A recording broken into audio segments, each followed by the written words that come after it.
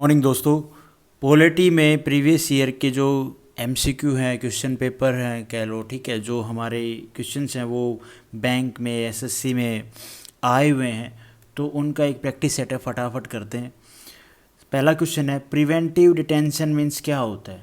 देखो, आपने सुना होगा, अगर आपने पॉलिटी के सारे आर्टिकल पढ़े हैं, पॉलिटी को थोड़ा बहुत पढ़ा है, तो प्रिवेंटिव डिटेंशन मीन्स होता है डिटेंशन विद आउट इंटेरोगेशन। अब ये क्या बोला है भाई। देखो, कोई ऐसा पर्सन है सोसाइटी में जो भैया मतलब अराजकता फैलाता है, ठीक है, जो सोसाइटी के लिए सिक्योरिटी के लिए सोसाइटी की सिक्योरिटी के लिए भाई खतरा है, तो वहाँ पे उससे बिना इंटेरोगेशन किए हुए उसको डिटेंशन में डाल सकते हैं, उसको, ठीक है, उसको अरेस्ट कर सकते हैं। ये बात बोल रहे हैं यहाँ पे, प्रिवेंटिव डिटेंशन मीन ये होता है। और सिंपल लैंग्वेज में और मैं क्या बताऊँ, मान लो मैं ही लगा लो भाई, मैं कोई ऐसा काम कर रहा हूँ सोसाइटी में रह के जो सोसाइटी के लिए खतरा हूँ, और कोई ऐसी स्टेटमेंट दे रहा हूँ धर्म को लेके, ठीक है, या कोई और ऐसी अराजकता फैला रहा हूँ, तो पुलिस को लगता है ना कि ये बंदा गलत कर रहा है, तो वो भैया बिना उसकी इंटेरोगेशन किए उसको उठा लेगी। ये बात है यहाँ पे। उसके बाद क्वेश्चन है, constitution of India considers free and compulsory education to children up to, तो भैया 14 साल तक के बच्चों को फ्री एजुकेशन ये कंपलसरी है, ये हमारा लॉ है, हमारे कॉन्स्टिट्यूशन में लिखा हुआ है बाकायदा कि भैया इतने साल के बच्चों तक आप एक तो काम नहीं करवा सकते फैक्ट्री वगैरह में, उनके लिए एजुकेशन फ्री है, कंपलसरी है, उनको राइट है, उनको उनका फंडामेंटल राइट है एजुकेशन का 14 साल तक।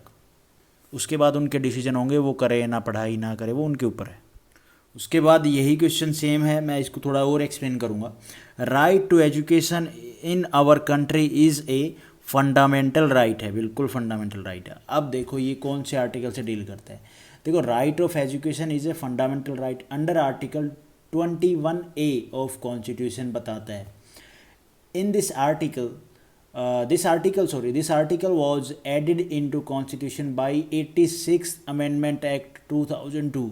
इस आर्टिकल को कौन से अमेंडमेंट एक्ट के थ्रू जोड़ा गया था, तो 86th अमेंडमेंट एक्ट 2002 में, ठीक है, which provide for free education, ठीक है, compulsory education to the children between the age of 6 से 14 साल के बच्चों तक कंपलसरी और फ्री एजुकेशन का प्रावधान लेके आया गया।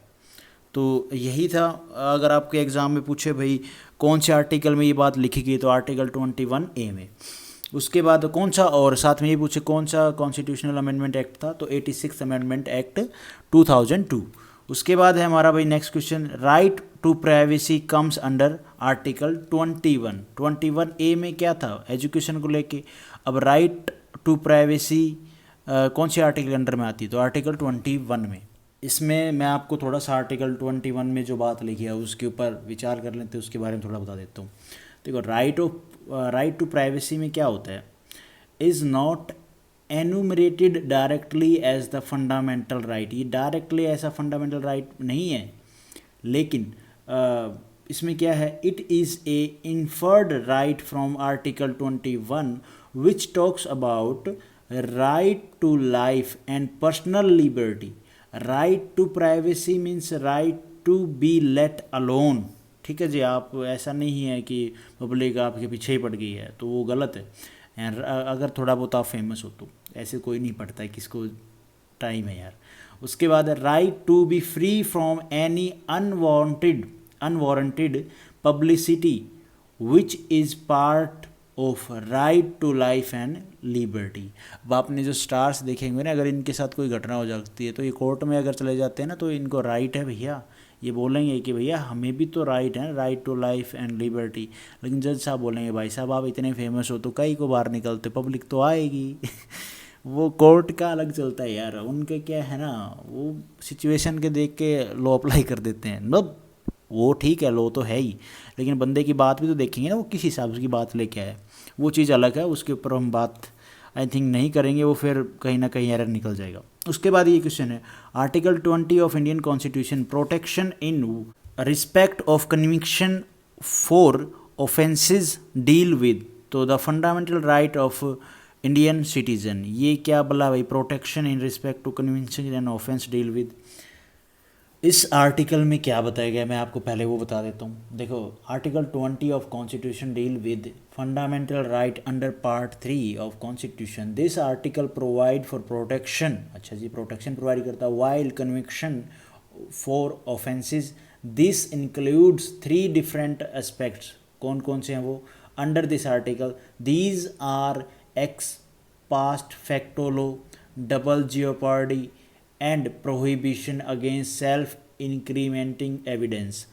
अब देखो, इसको अगर आपको डिटेल में और समझना है ना, तो आप आर्टिकल जस्ट 20 सर्च करो, कॉन्स्टिट्यूशन ऑफ इंडिया, आपको मिलेगा। इन सारे वर्ड का मतलब मैंने बताया है।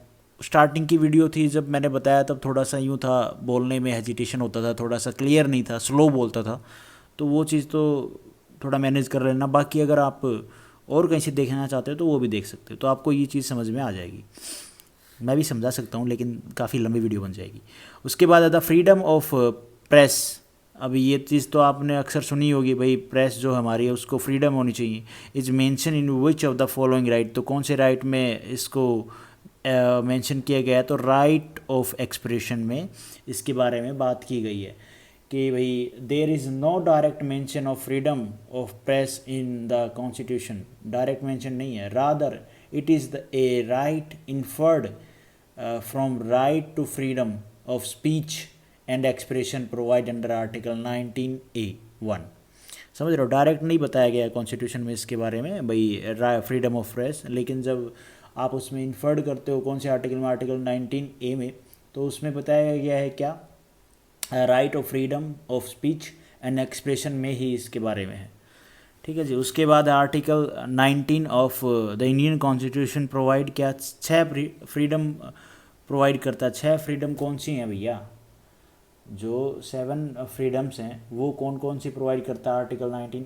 Freedom of speech and expression, assemble peacefully और विदाउट आर्म्स, फॉर्म एसोसिएशन और unions, move freely throughout the territory of India, और कौन सा है जी?